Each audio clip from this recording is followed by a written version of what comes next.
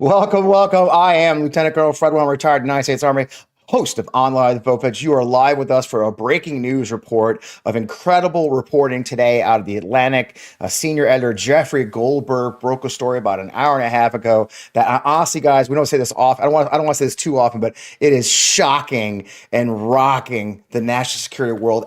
But my phone has been on fire for 2 hours. I have friends who said they've had friends send the story to them 20 different times, and we'll go into detail to tell you why it's so significant. And as always here at Vote Fest, if you don't understand the national security world, that's okay. We got experts. I'm joined by Caroline, our senior advisor, who just left DOD at that level, so she can explain a lot of this stuff to us. But the bottom line is what happened. The news is that they planned the attack on the Houthis in Yemen using a signal group chat.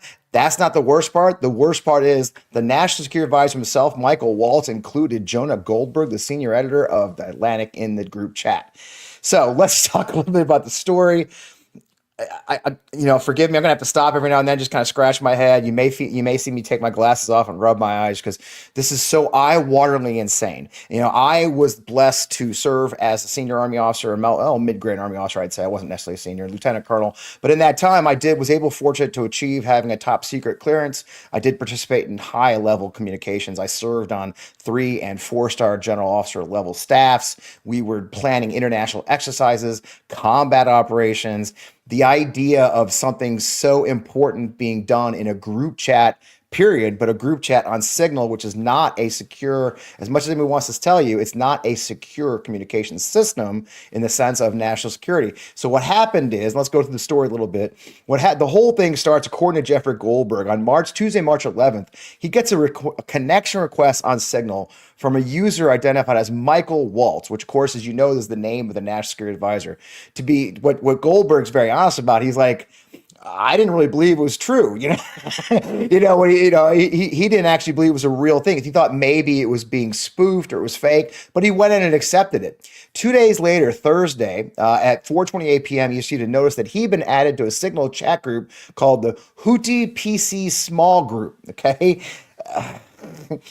The message of the group from Michael Waltz read as follows: team establishing a principals group for coordination of the Houthis, particularly for the next 72 hours, et cetera, et cetera. Now, a principals group, for those who don't know, is senior level. That's cabinet secretaries. That's the National Security Advisor, the Director of National Intelligence, the Secretary of Defense. These are the senior level people. And then what they'll do is they'll pick a person as their point of contact to do the coordination. We'll talk about how that's supposed to go from there with Caroline. But in this case, they kept talking in this group, and they added MAR, which ended up being Marco Rubio, who designated a person. We had the actual VP, JD Vance, was in the group. Tulsi Gabbard was in the group. Joe Kent was her representative. Scott Bessent, the Treasury Secretary, was in the group. Pete Hegseth, that's his friend Dan Caldwell, our old friend Dan Caldwell. National Security Council had Brian McCormack in there, and John Ratcliffe, the head of our CIA, designated one of his people, which, to his credit, Jonah Goldberg does not name that individual as they are serving intelligence officer, and Jonah didn't want to reveal his actual name. And the thing you're going to hear throughout this conversation in the next few minutes, you guys, is the only person who seemed to really respect national security information is the reporter. Okay. The only person who was concerned about the safety and well-being of our service members was Jonah Goldberg. And then in his reporting, he actually brought in their lawyers right away. It says, other reporters right away saying, hey, I think I'm in the middle of a signal group for this intelligence operation. He still didn't necessarily believe it was true. And that's where that story you see right there. The whole thing, he kind of started believing when at 11:45, before we get to that, I don't want to get too far ahead of myself. What's fascinating as part of this conversation, I think we have it, JJ, is on Friday, March 14th, they had a very robust discussion about the efficacy of the attack at all, where JD Vance actually came in as the dissenting voice, saying it wasn't necessarily a good idea to do the attack right now. And they had a pretty robust discussion amongst themselves. I think we have a clip. I think we have some of the shots of the actual sitting room. Not that one. That's the end job. There you go. So you can't really see it too well, but this is a conversation they're having, saying, hey, we're going to launch this attack. I'm not sure if it's the right time, et cetera, et cetera. What gets fascinating to me is down at the bottom there, finally, this guy, SM, who turns out to be Stephen Miller, which, by the way, just so you understand, he is the senior advisor for Homeland Security. He's a political appointee in the White House. Okay. And he's on this chat, and he's the one that says, as I heard, the president was clear on the green light. So we made to make clear to Egypt and Europe what we expect in return, which is really interesting. He's asking them to give something in return, like money for doing this for them. Like we're doing this for others, in other words.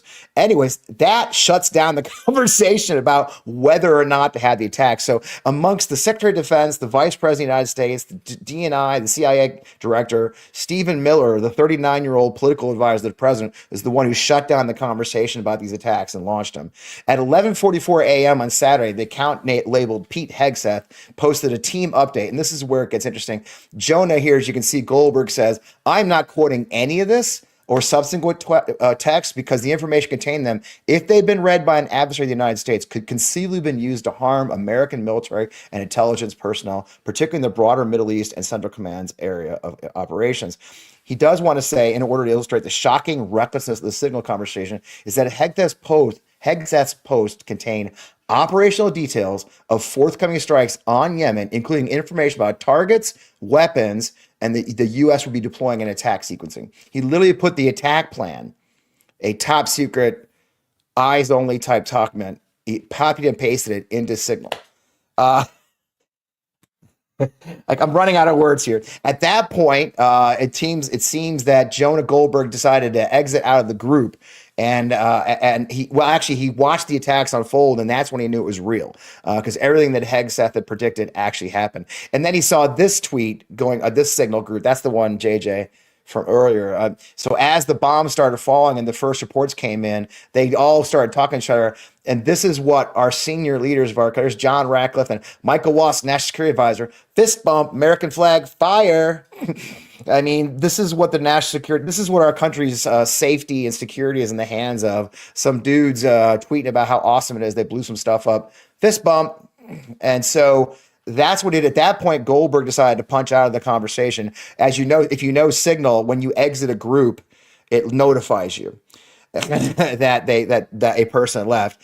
And all they at that point, we assume they must have known when Goldberg went to his folks, he went to his reporters, started, said, hey, let's start investigating this. They asked a lot of hard questions this week. The White House did confirm, I think we have the last part of the story, the National Security Council advisor did confirm that this was a real, confirm the veracity of the Signal group. This appears to be an authentic message change, and we're reviewing how an inadvertent number was added to the chain. So for all those people who are going to tell you, now you're going to have, when you post about this, you're going to have all of the MAGA folks come in and say, it's fake, it's Democrats, it's the Atlantic's crap. No, sorry, folks. The National Security Council did confirm that these are real messages sent by the National Security Advisor to our National Security Council people. Do we have that video of Trump when he was asked about it today?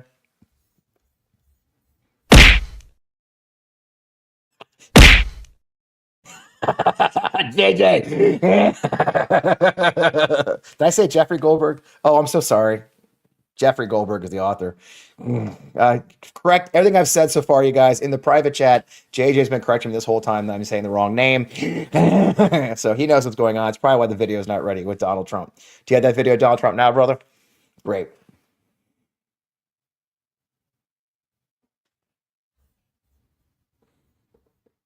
No, you don't. Forget it. We don't have it. Anyways, Donald Trump was asked during a press conference where he knew about this and what happened, and he simply said he wasn't aware of it. He doesn't, he thinks the Atlantic's a failing magazine anyway, et cetera, et cetera. Jeffrey Goldberg. God, I'm sorry, you guys. It's been a fast happening day. I'm obviously a terrible journalist, and I need to keep the private chat open from now on. Do you have that video now, JJ? All right, your run reaction it. to the story in the Atlantic that said that some of your top cabinet officials and aides had been discussing very sensitive material through Signal and included an Atlantic reporter for that. What is your response to that? I don't know anything about it. I'm not a big fan of the Atlantic. To me, it's a magazine that's going out of business. I think it's not much of a magazine, but I know nothing about it. You're saying that they had what? They were using Signal to coordinate on sensitive materials and having to do with what? Having to do with what? What were they talking about? With the Houthis. The Houthis? You mean the attack on the Houthis? Right. Well, it couldn't have been very effective because the attack was very effective. I can tell you that. I don't know anything about it. You're telling me about it for the first time. Anybody else? Okay. Anybody want to take a bet? He has no idea what Signal is. I mean, let's be honest. It's Donald Trump. I mean, he's it's a monkey looking at a phone. But the fact is, he has no idea what they're trying to say. Well, obviously, it's no big deal because the attack was a success, but it is a very big deal, y'all. And I'll tell you how much of a big deal it is. We're going to bring professionals in to talk about it. One of the most interesting thing too is this. God bless Army Times had a great headline. I think we had that Army Times where they point out the fact that in this Signal chat that had a reporter in it, Hegseth actually assured the participants that we're currently clean on OPSEC. Okay. So even knowing Jeffrey Goldberg of The Atlantic, the senior editor of The Atlantic, was in the group chat and none of them have noticed.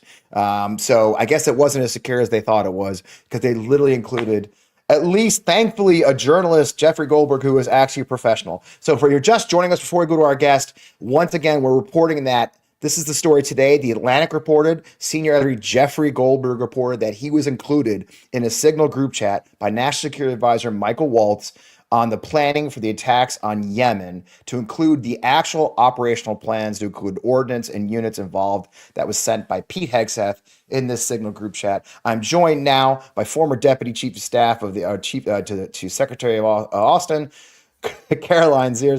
Caroline, come on in, sister. Save me from myself, by the way, because Caroline was also in the private chat saying he's taking the. Caroline, welcome back. You're not going to get away from us. We just had you last week. Okay, so Caroline, give everybody a framing of where you would have fallen in this conversation. You worked directly for Secretary Austin, didn't you?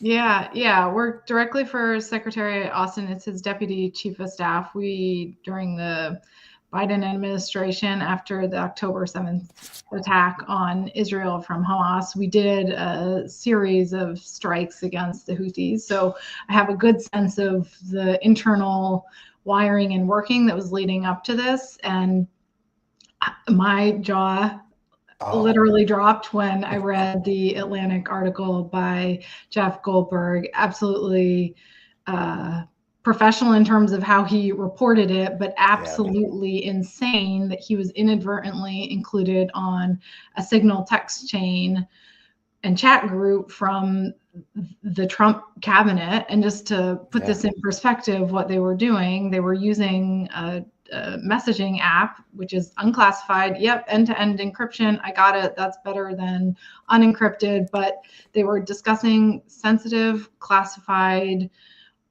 military operations that they were about to conduct against that the president had authorized against the Houthis. So there are a number of parts about this that are just kind of bananas.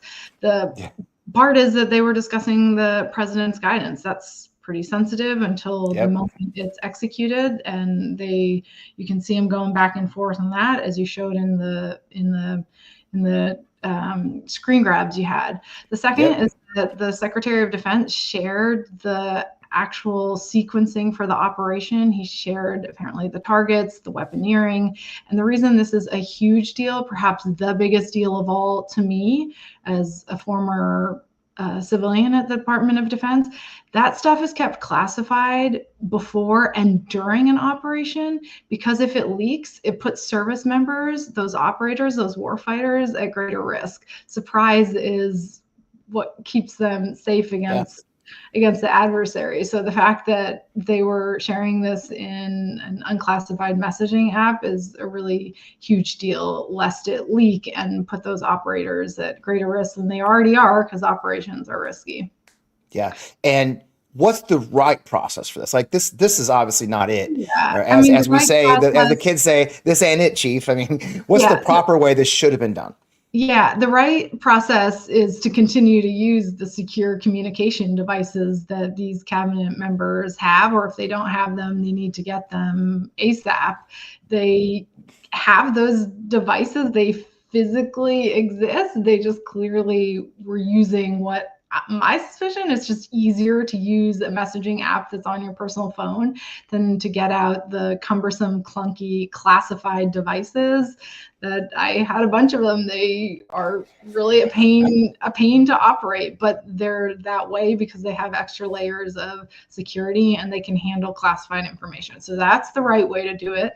They clearly didn't do that. And honestly, if they had this principals committee, this gathering of the cabinet on Signal, it bears asking what other official government classified business they're doing on their personal devices and what sort of culture they're setting for those around them, because this is a totally disgraceful, frankly, way to handle classified information. Yeah. That reminds me, JJ, DNI, the DNI feels very strongly about inadvertent leaks of intelligence, right? Don't we have a tweet from the DNI about what happens to people who, you'll love this one, Caroline. Yeah. Okay. By the way, she's in the group. Okay. Yeah. The person who sent that tweet that's the point. If you look at the date, you guys, March 14th at 5:30 a.m. That's while this group chat was occurring on Signal. The DNI sent this out, and this was in reference to Elon. I think this is in reference to Elon, the leak of a story that said Elon was going to get China plans briefing, right? I think it was, Caroline. We talked about it in the show on Friday. But while people were complaining about Elon getting a brief on China, and she was planning in strikes, she put this tweet out. So, Yeah, I mean, I think you're going to hear lots of things come out of the Trump administration as this, or the individuals. Clearly, Trump was taken aback, which also is crazy. If you have this kind of big oversight, mess something up, the first thing you're supposed to do is go tell your boss, hey, I messed up. And that's what all of them should have done, because the president is all of their bosses. And clearly it does not seem like they did that, nor did anyone prep him on this before he went before cameras. So right, because when Jeffrey Goldberg left that group, it would have said JG left, and I would have said, well, who the hell is JG? And why did he leave? And at that point, maybe Michael Waltz may have figured out they had a reporter. And that's the other thing. They didn't. I mean, you would immediately I would have had my spokesman call him immediately saying, "Hey, it looks like you were part of a group chat. Come on in. We should talk about this." But they didn't do that, did they? Let's manage this. Let's manage the fallout. They didn't do that, and they didn't appear to tell the president about the Atlantic article once it had published. So bad on them for all of that. I think you're going to hear them say a couple things, all of which are a distortion of what has happened. They're going to say this is about transparency. I am all for transparency with the American people about how U.S. forces are operating and executing missions overseas, but you do that after the strike. You do that after the U.S. forces are out of harm's way, because that's the responsible way to protect U.S. troops. Period. Full stop. You don't do it before. You don't do anything that could result in leaks or operational security actually being compromised. So there's that. You're also going to hear Trump administration say things like, those individuals in that chat are declassification authorities, which is speak for they have the authority to decide when information is no longer classified. That is true that they are declassification authorities, but nothing in the reporting suggests they meant to declassify. It just suggests they were talking about classified information on their personal devices rather than using their secure comms or secure devices. So I think you're going to hear arguments about transparency with the American people, and they all had the authority to do what they were doing, but it's smoke and mirrors for what they were really doing, which is doing the business on their phones. And if you had done this, let's be very honest. And I know it's people hate these kind of questions, but I know that when I was Pentagon, I worked in the Pentagon. My last job in the military was in the Pentagon. If we had been caught using that's your key. You hit something very key. This is a signal like on a secure phone. This is their iPhones, right? They're using their personal phones to have these conversations, sitting on their couch, at the movies. I mean, who effing knows? I mean, for all we know, they're sitting at dinner at a restaurant. Somebody could look over their shoulder, for God's sake. These are not secure devices. The kind of you had even with your secure devices, you had those conversations in secure rooms. I mean, that you have to be in a TS. All these things. It just opens up so many obstacles. But if you had done that, what would have happened to you, Carla? Yeah, let me clarify. Through and with the advent of more mobile classified comms devices, there is a way for these cabinet officials to have secure comms mobily on the go. They don't have to Yeah, be in a classified room in the sort of traditional skiff that you're referencing, which good. actually furthers my point that there's a way they could have been having this conversation that was still cognizant that they weren't all sitting in one co-located location, but they could have Mhm. still had the conversation at the appropriate classification. What would have happened to me? What would have happened to junior people in this case? They would have been investigated. Their clearance would likely be pulled. And Yeah. once you don't have a clearance, you can't do your job. So you'd probably be out of a job. I will note and remind the audience that this administration has a big focus on why general officers, the most senior ranks, aren't ever going to be punished for what happened in Afghanistan. But if you're, junior enlisted and you lose a rifle or a bullet, your career ends. And the hypocrisy of that they believe they've honed in on is for them a real rallying cry. But I think that's exactly what this sort of hypocrisy, that I don't expect they'll get more than a slap on the wrist, but this is Right. actually a very Right. big. Well, we're calling for hearings at least. People should resign. I think Leon Panetta, Obama's SecDef and former National Security Advisor as well, or CIA director, I think. Leon did a lot of jobs. He's already called for resignations and firings. Whoever at least added him to the group, which of course is Michael Waltz, it looks like the NSA himself is the one who added Jeffrey Goldberg to the chat. But in the end, you're right. I think Democrats. It looks like at least the Democrats need to respond forcefully. But I am horrified. I will see. I mean, it's very early in the story. It'll be interesting to see if all these people like Josh Hawley and Lindsey Graham, who swear they up and down that they care about is national security and supporting our troops and making sure they're safe.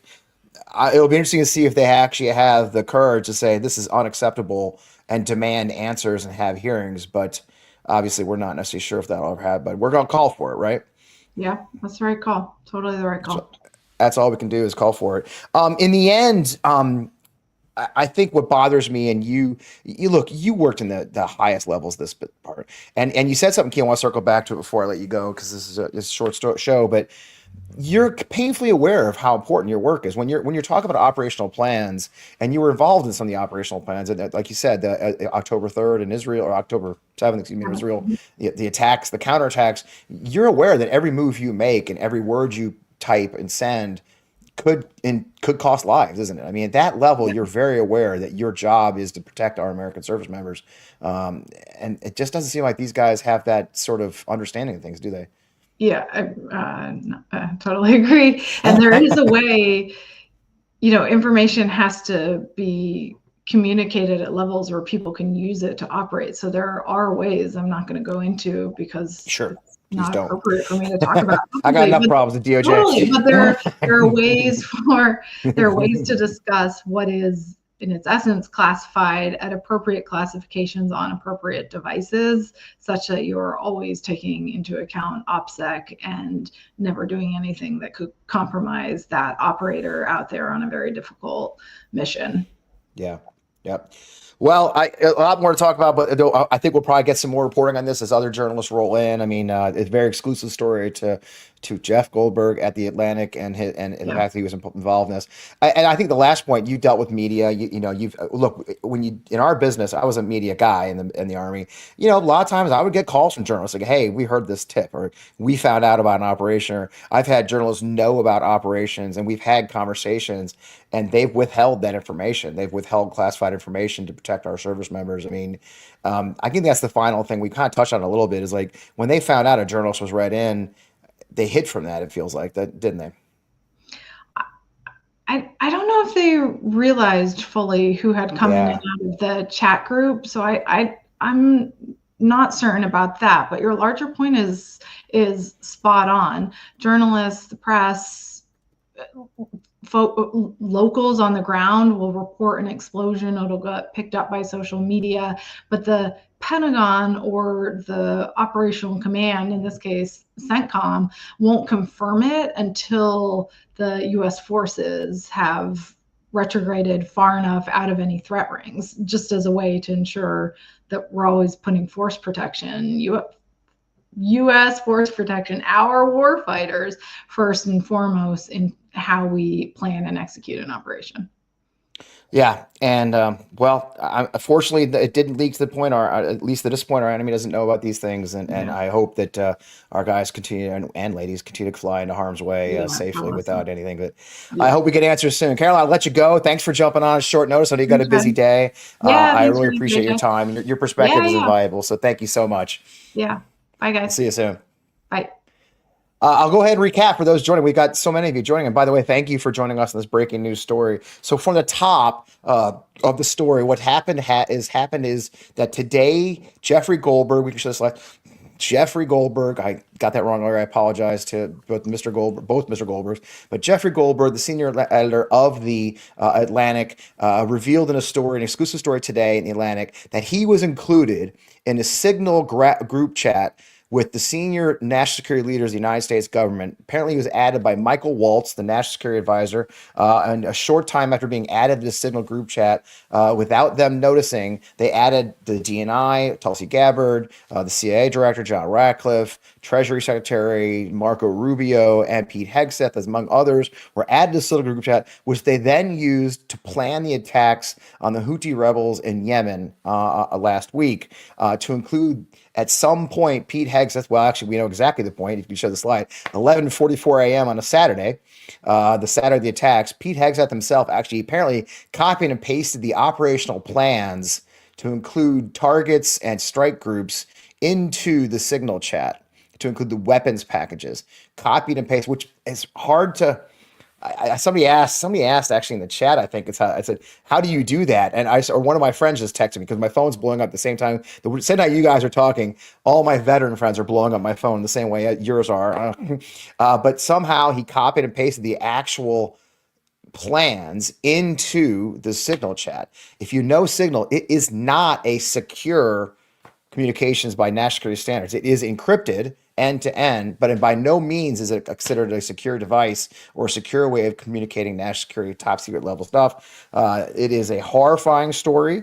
It's only made stupider and somewhat funnier if you've got a cryptic sense of humor by the fact that Pete Hegseth actually said to the group that they were OPSEC clean as the reporter was monitoring the entire conversation.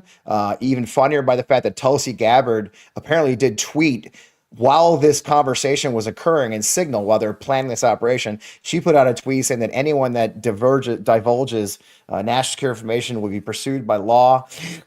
Okay, here we go. This is so that's March 14th, and I think this occurred March 15th. So even as she was participating in a group chat on national security classified intelligence information on their personal phones using Signal, the DNI herself was saying that any unauthorized release of classified information violates the law will be treated as such. Do you think they'll treat it that way? Well, we at VoteVets are calling for them to treat it that way, that this was an illegal divulging of U.S. information and intelligence information that endangered the lives of our service members, women and men, who are going into harm's way in Yemen. And these fools used an unsecured device to have these conversations when there are actual devices they could have used. There actually is a system they could have used, but they chose not to. Once again, it is Russian army levels of stupid, and it's shocking that these amateurs are trying to run our national security at this moment, and it should be terrifying. And imagine, we even get to the point of foreign policy. Would you, or if you were an ally of ours, if you were an ally of the United States, be it NATO or otherwise, would you trust these clowns with your classified information? I mean, these would you trust anyone in this administration with your classified information when the DNI, the CIA director, the National Security Advisor, the Secretary of Defense, the Secretary of State were in a group chat on their phones divulging classified information? I wouldn't. But don't forget, fist bump, flag, fire. That is our National Security Advisor. Yeah, you got flag. Yeah, It is insane, you guys. It is insane. So we are calling for investigations as a minimum. I hope the Democratic senators and Republicans. I think Republicans should join them. I hope that Republicans, senators and congressmen have the courage to stand up and say this is unacceptable. I hope they demand an investigation that is without question one of the most bizarre releases of intelligence information that I've seen in my entire professional life. And mind you guys, I joined the Army in 17, and that was a long time ago, and I've never seen anything like this. So with that, I'll let you go. We're right at half an hour. Thank you so many of us joining for this breaking news. Stay tuned. Make sure you turn your alerts on. We'll always have breaking news when things like this happen. As you know, I am Fred Wellman, host of On the Line with Vote Vets. Learn more about the work we do at Vote Vets at votevets.org. You can both join us there. There's a button that says take action. There's a button that says donate there, which we won't dwell on too much. But again, that's votevets.org. All of our social media channels are Vote Vets. I hope you'll join us there too. Again, thanks for bringing us for this breaking news. We will keep you up to date, informed on all these information. This information as it comes out. See if there are investigations. We will probably be talking to some members of Congress on Friday about this, I'm sure. So stay tuned. We'll see you again soon.